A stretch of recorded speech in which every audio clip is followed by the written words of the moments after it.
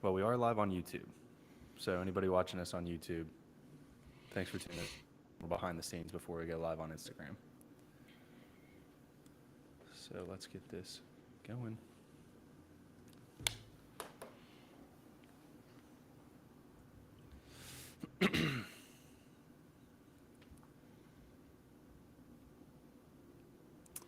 All right, everybody. Good morning. Welcome to Middle Tech's Friday update. Hope everyone had a great Thursday evening and are ready to attack the day this Friday.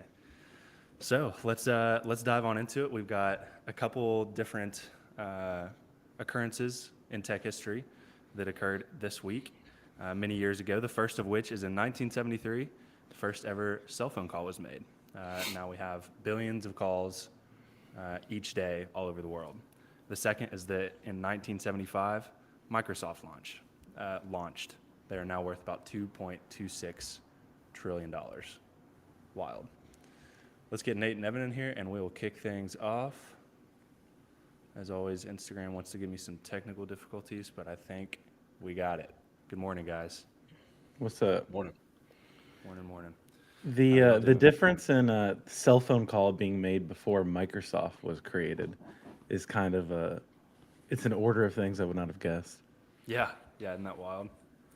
I tried to find a stat for exactly how many. I'm hearing some echo from somebody. It went away. I was trying to find a stat for how many cell phone calls are made a day, and I couldn't find anything. But it was saying that the average person makes like about 5, which seems high, and that there are billions and billions of cell phones and smartphones in the world now. That's an interesting question. Like, I'm sure that's super generational. Like, do we make magnitudes less phone calls than our parents do? I'm a phone call guy over texting, so I probably make Really? more than 5 per day. I would guess, yeah. I've become a FaceTime guy, so I've just embraced Gen Z. You're full Gen Z. Yeah. Well, let's start by kicking it off, talking about the sponsors that we've got for this Friday update. Nate, you want to go over those for us real quick? Yep, got 2 sponsors today. First is our presenting sponsor, KY Innovation. The state's doing some awesome stuff, pushing forward entrepreneurs, pushing forward investors to help the ecosystem. And so we thank you, the state, the KY Innovation Program, for partnering with us on that. Second, we got Render Capital. Their render competition for this year just opened. Evan and Simba was part of the render competition last year. It's a great program to invest $100,000, and I think it's 8 local startups based in and around Louisville. So if you're interested, go to render.capital/competition. Check that out. It's a great program they do. Man, you memorized that URL right off the dome. That was great. It's a good one. They made it easy. Well, cool. Well, let's dive on in. We got some good stories this week. So one of the first ones that I'm sure everyone was talking about was Elon Musk, his 9% investment in Twitter, and he's now part of the board. Evan, why don't you kick us off by telling us a little bit about what happened here, what some of the implications could be, and then we'll dive in. Yeah, so this is a common thing in finance. He's becoming an activist investor. So there's several really well-known activist investors in the finance space, and you can add Elon now to that. It's pretty interesting how he's doing this. He's doing it way more publicly than anybody else, given how many followers he has on Twitter.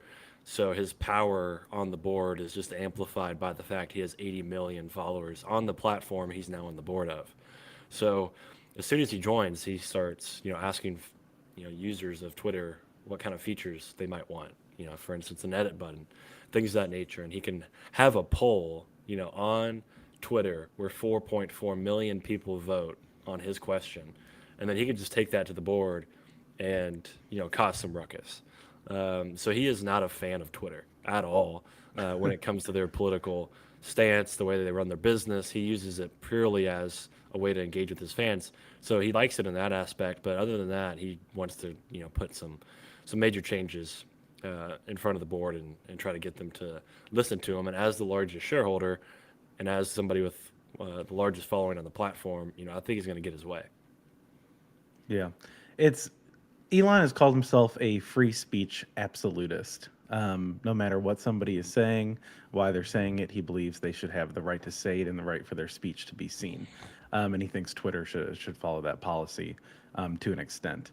And Twitter specifically, and social media companies overall, have obviously started to head down paths of censorship and regulation of certain sensitive topics. We've talked about that on here.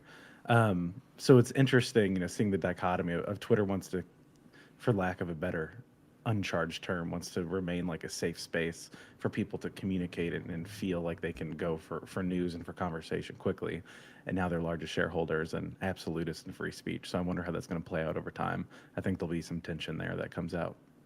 There's definitely going to be some tension because it's like there's going to be the constant tug between Twitter being a private company and trying to not let things that like incite violence or fake news just kind of run rampant on the platform. So there's going to have to be that tension. I think that tension is good, but I also am happy to see that Elon is going to kind of be pushing for the free speech absolutionist side of it as well. So I think that's a necessary tension that needs to happen on the platform. I think something that'll be really interesting to see is the speed at which Elon is going to push some of this stuff to happen. I mean, you can go back and look through some of his tweets about Twitter, and he's notorious for putting out some polls asking his followers what they think about a certain thing. So he's put out polls about the edit button.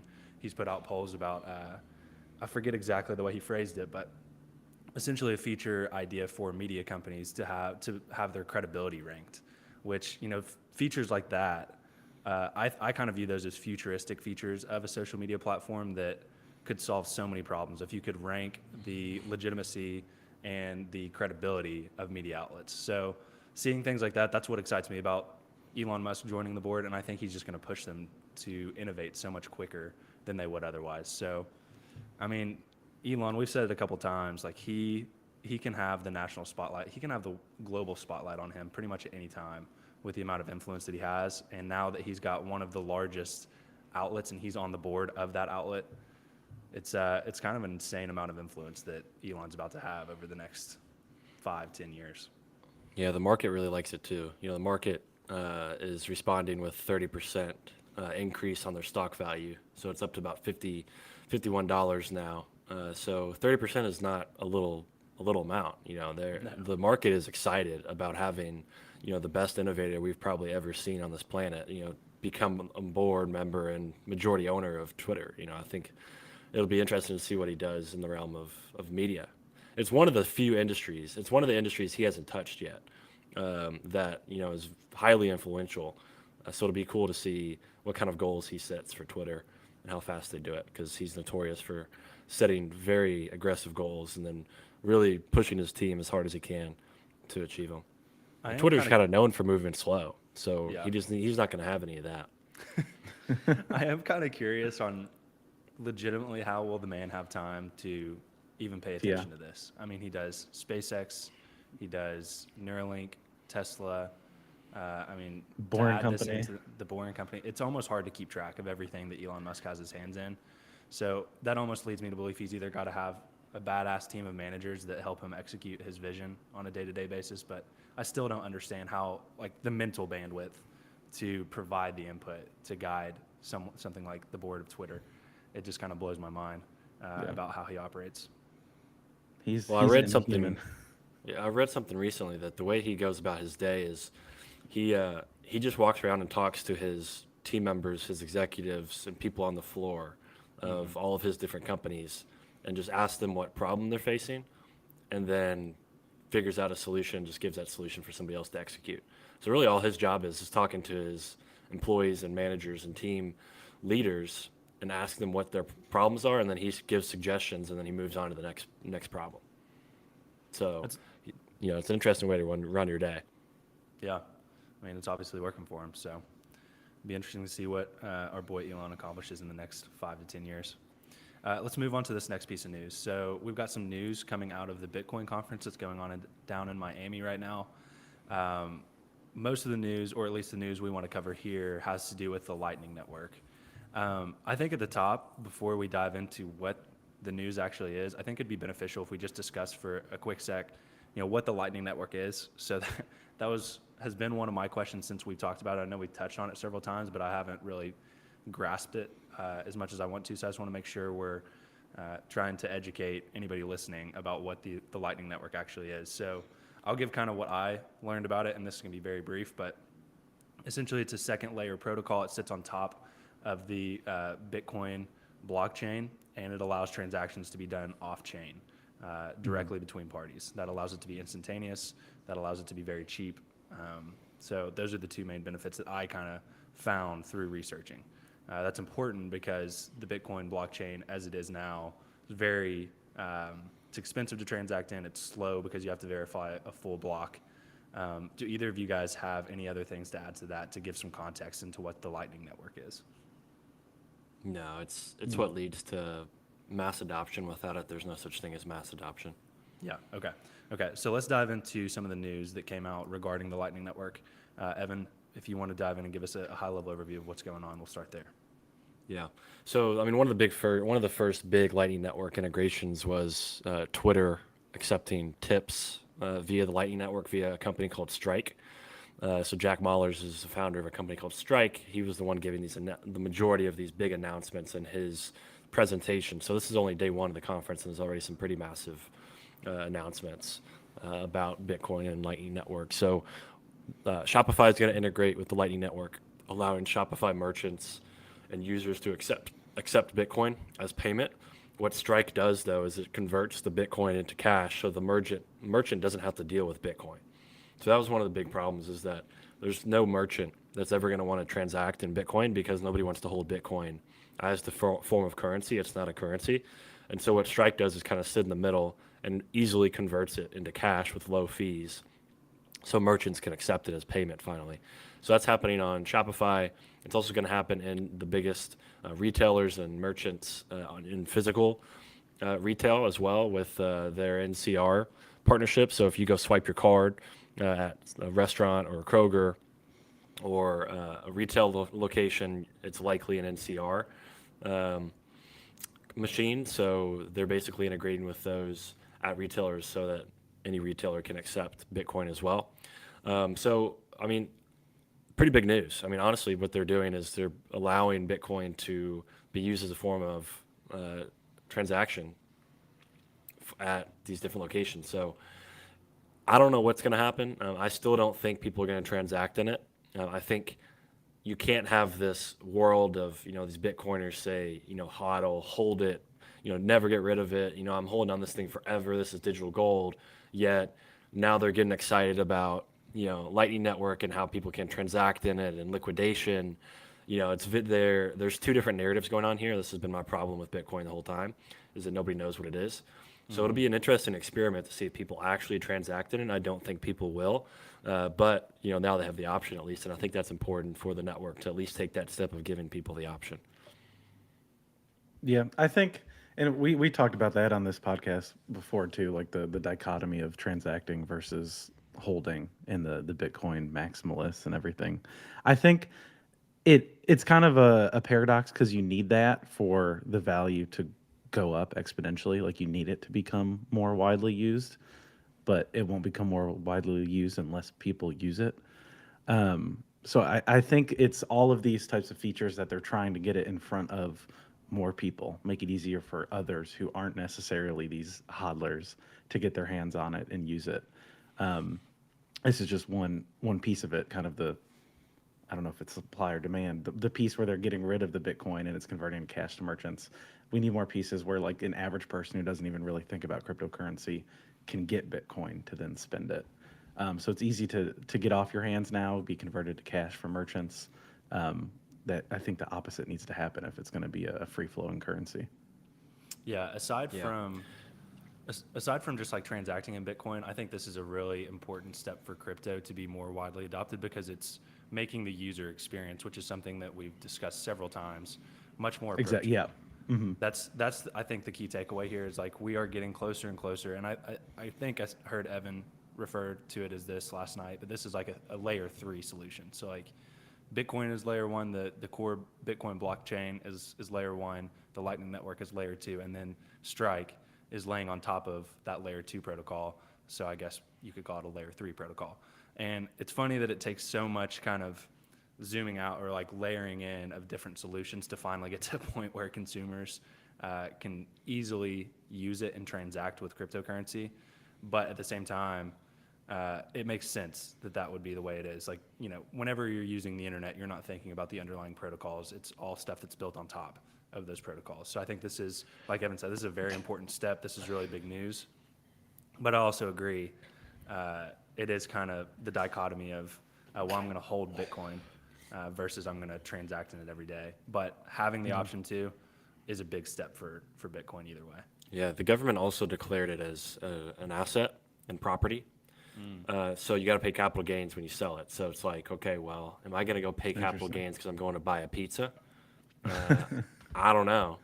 So like, you don't go buy pizza with stock. You don't go buy pizza with, you know, the gold that you have in your holding account. You know, so again, I don't think it's gonna catch on anytime soon, but at least it's given it the chance to. Yeah, Yeah. I like that. Did they declare all crypto an asset or specifically No, Bitcoin? they just focused on Bitcoin. Interesting. They said it was property. Well, let's move on to this next story. Wrap that one on up. So, we've got some wild stuff going on in Silicon Valley.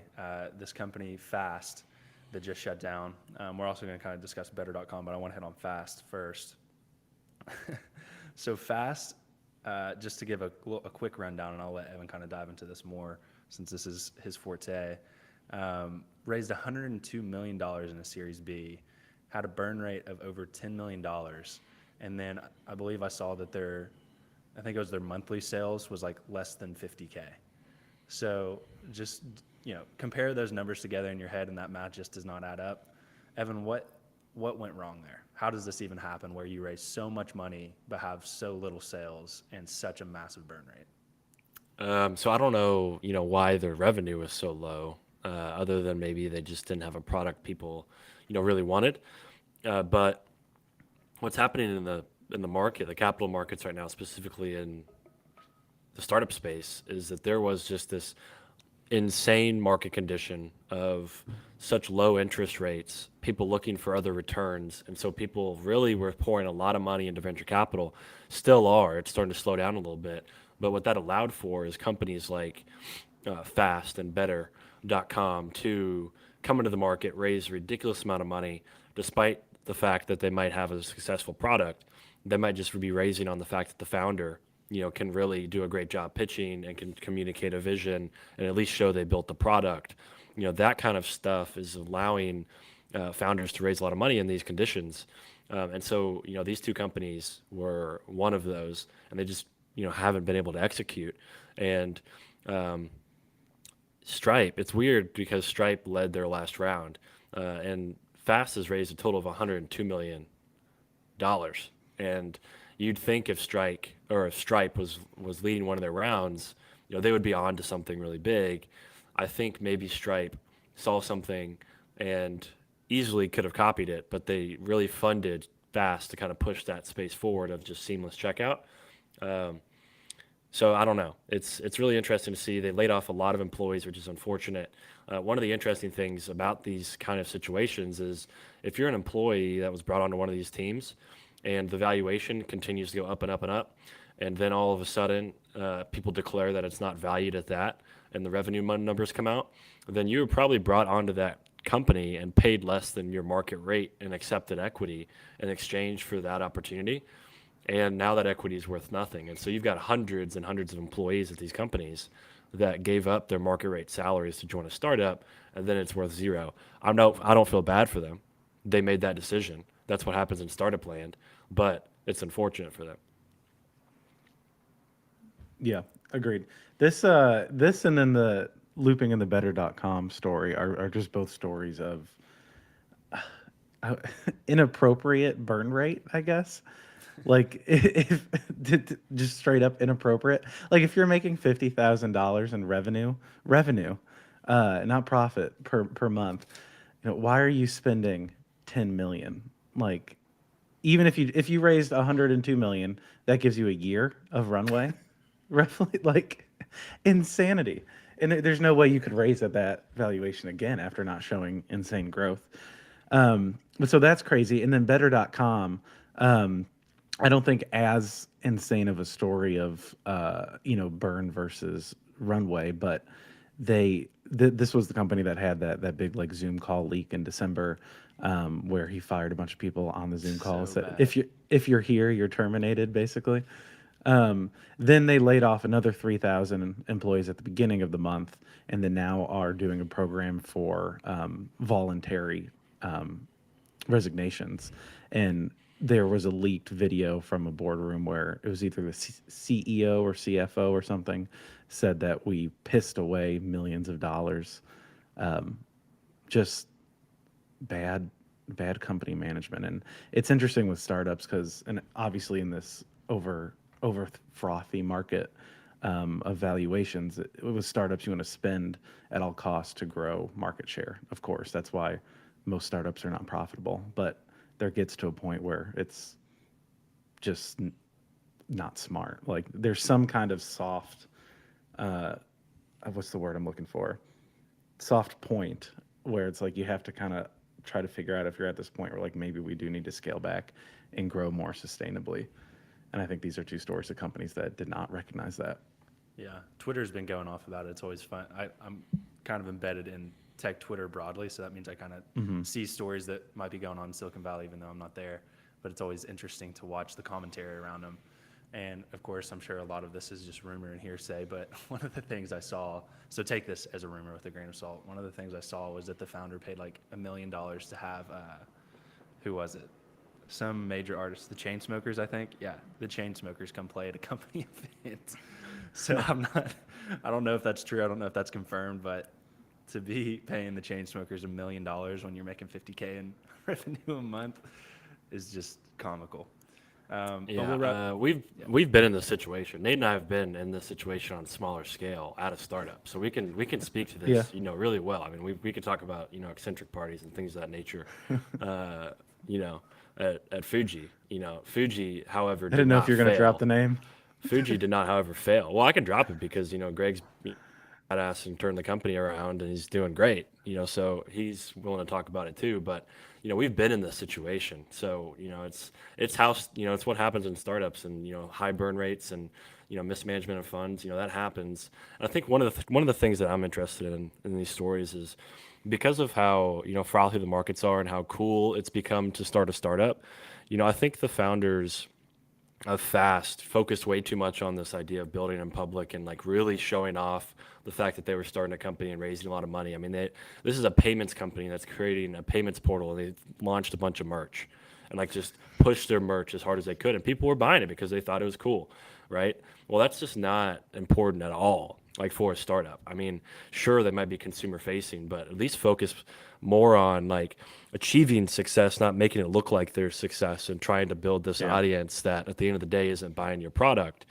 I just think it's become, we've talked about this several times, with Nate too. And Nate, you brought up, is building in public a smart, intelligent thing to do? I think in some aspects, yes. But if you're just doing it to show off, the reality of startups is it's just not going to work out the way you thought. It's just going to be painful. And I don't know why somebody would want to build something so much in public in this manner, only to, fail this large.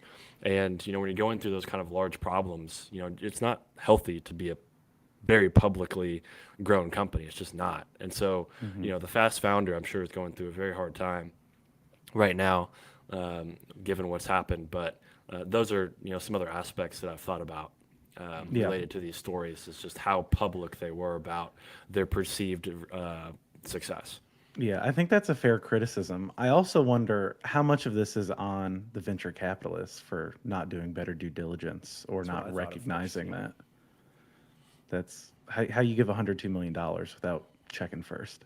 Seems Yeah, right. I mean, the problem is that let's see, they've only gotten to Series B. So typically they're about that point where VCs are going to stop investing. So pre-seed is pre-product. Can they build an MVP? You build an MVP, you go raise your seed because you have a little bit of shown traction with the MVP. You get some customers, you get some traction on that good version, you go raise a Series A. So, they got to Series B, so maybe they got at least a round further than I would have expected VCs accepting, 50 million in revenue a month. So they probably did get a little further than expected from the VCs. But I mean, the opportunity they had was pretty big. So, that's the perspective of mine on the VC thing. Yeah. Well, to go back to your perspective on it, your and Nate's perspective on it, one day we got to get some of those stories on the podcast. We got to do a recap of your all's days at Fuji one day. Best Christmas party I've ever been to. Lots of holiday spirit, right? Yeah, yeah. All right. Well, we'll wrap it up there.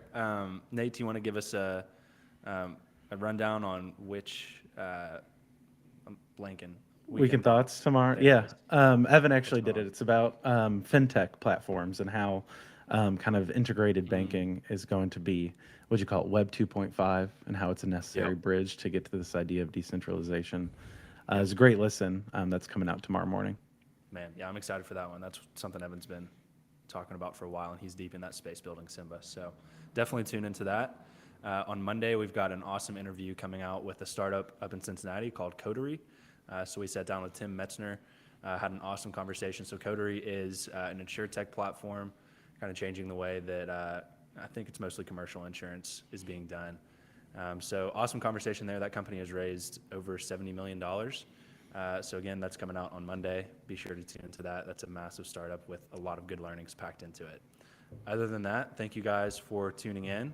Hope everyone can brave the weather this weekend as Keeneland's opening day kicks off. Unfortunately, the weather's not looking great, but if you're out there, I think a few of us will be out there as well. So hope everyone has a great weekend. We'll see you next week. See you guys. See ya.